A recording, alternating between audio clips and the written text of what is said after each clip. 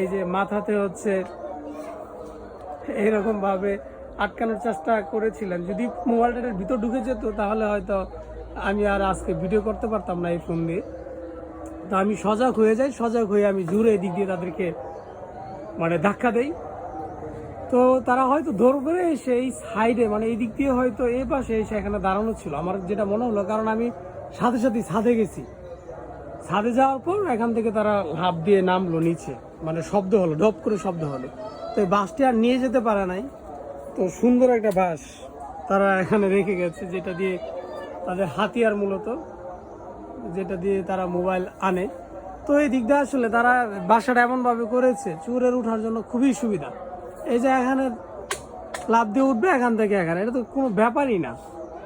আবার এদিক দিয়ে সুপারি গাছ, ওই যে ওই ওয়াল দিয়ে ওই বাসার ওই দিক দিয়ে ওই দিক দিয়ে ওই যে উপর দিয়ে ওঠা যাবে, মানে এদিক দিয়ে চাইলে